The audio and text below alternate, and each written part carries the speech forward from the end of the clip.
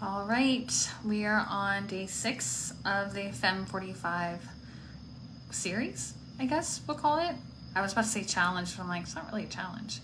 Let me pull up the group and find the video, make sure Karma can find it.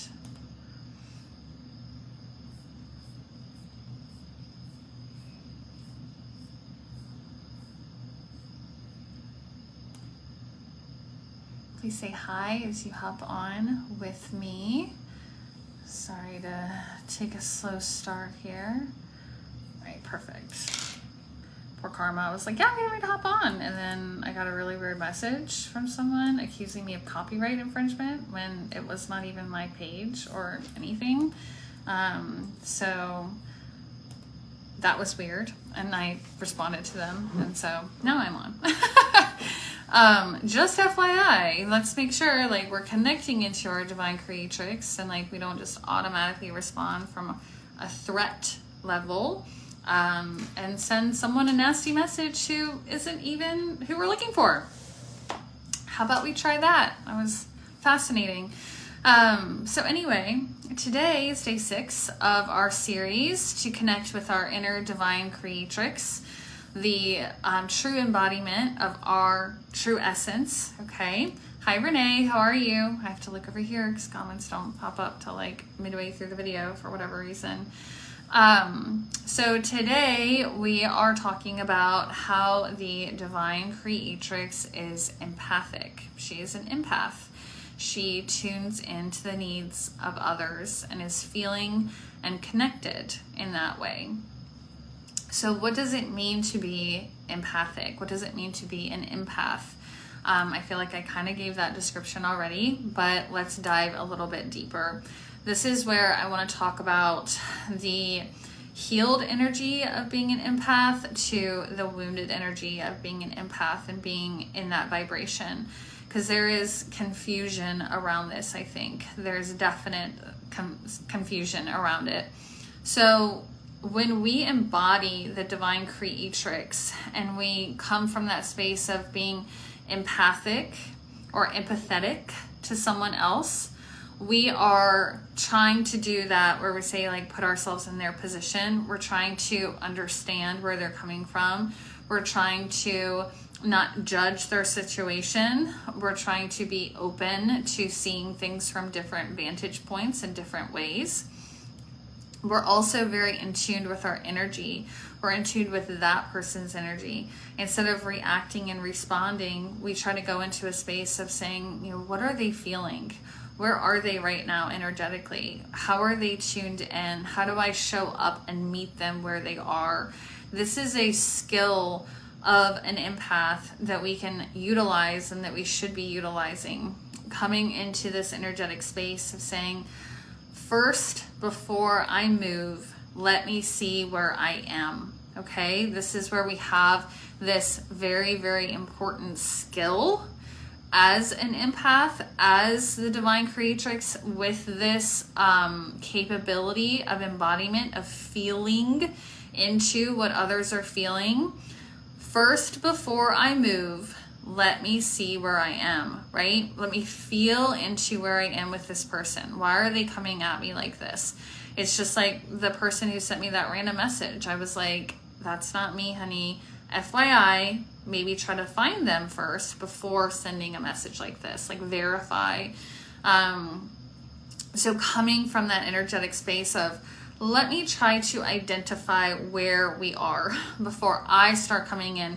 This is an energy that can help prevent so many arguments, so many disagreements, and can honestly be really, really helpful during Mercury retrograde when communication is already pretty haywire, okay? So when we come into this space and say, let me figure out where I am before I make a move, by tuning in, tapping into the other person's energy, we're utilizing our natural ability of being empathetic, okay? So if someone's coming to us and hitting us with some heavy energy, believe me, I get it. The automatic response is, I'm going to come right back at you. You're slamming me with your energy. I'm going to come back. But if we can take that, what we call the power of the pause, and kind of tune in and say, ooh, where are they right now? How do I find them there? How do I help to lead them out of this space so that this conversation can have an outcome that we both are happy with, that is for the highest good, that is for our growth, and will sustain this relationship for us, or maybe end it because it no longer serves us. But first, we need to tune in. First, we need to check in to this energetic space and have that moment of, where are they? Where am I? Right? This is important. Maybe we're not in a space to have that conversation. Maybe we're not in a position where we can meet them where they are. The effort would be to try, right? To try to put in that attention, that intention, to say, I'm going to try to meet this person where they are. I'm going to try to understand. I'm going to try to be empathetic to what they're going through, so that I can respond from a place of alignment and my truth instead of reacting.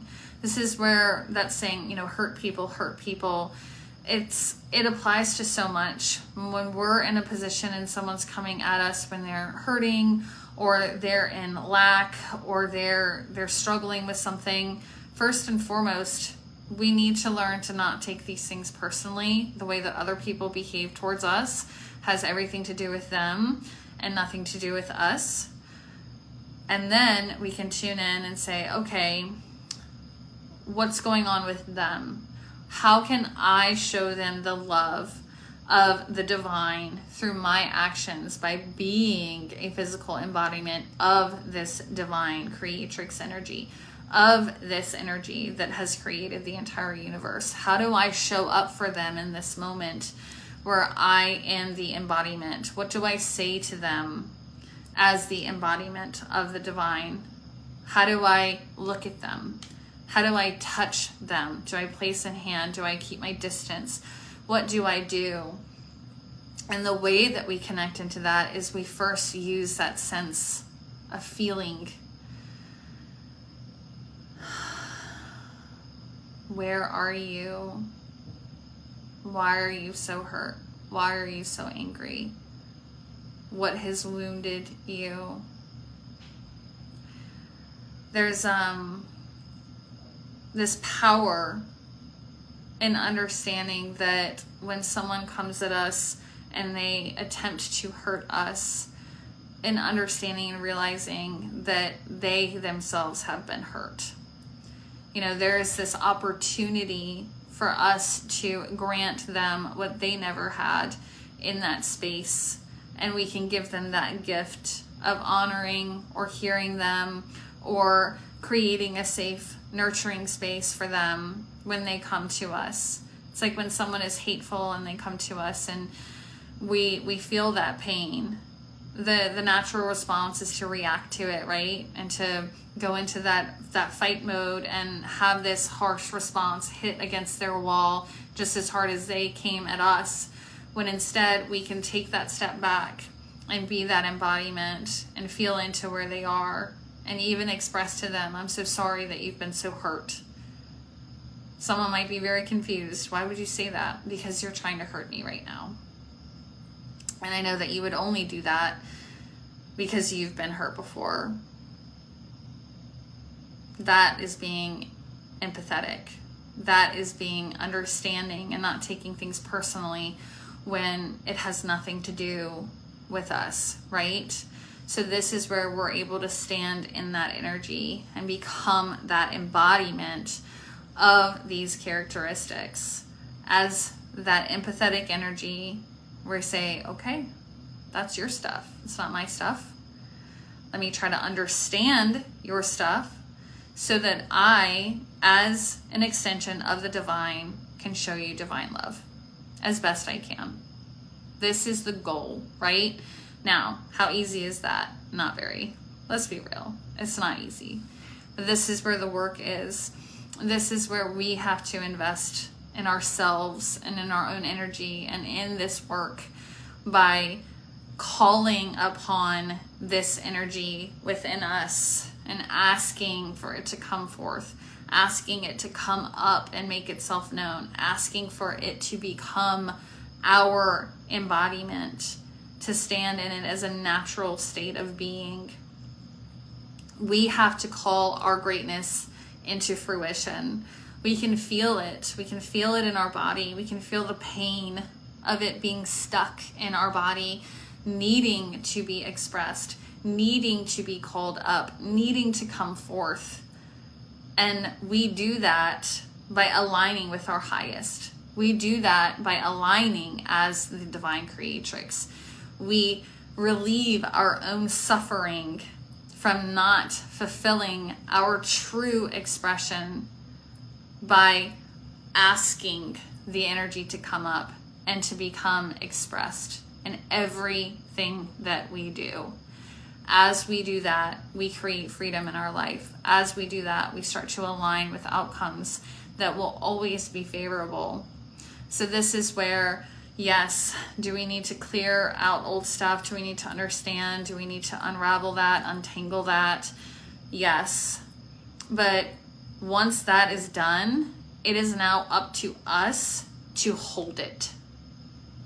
It is now up to us to hold space and to make sure that that healing stays. That's now on us. It's everyday work. Every day we reprogram. Every day we say, this is the new program. Every day we have a choice in how we behave. We have a choice in how we want to show up. We have a choice in how we want to create in our reality. And every day we get a new opportunity to choose again, right? So ask yourself when you wake up in the morning, tune into your heart. Ask yourself, how do I want to show up today? Who do I want to be? Do I want to be wounded? Do I want to create from lack and trauma and pain and rejection and violence and dysfunction, toxicity? Or do I want to create from a true, deeply aligned space of being the embodiment of the divine? How do I want to show up? Who do I want to be today? You are a free will creature. You have sovereignty. As much as we operate under the illusion and delusion that we are not sovereign, because the environment we are in constantly is trying to oppress and suppress us. But first step, remembering that you are. Second step is choosing how you want to show up in that reality. I'm going to try every day to show up as an empath, being empathetic to other people's experiences, so I can light the way for them to step into their own divinity. Thank you so much for joining me live today, and I will see you guys tomorrow.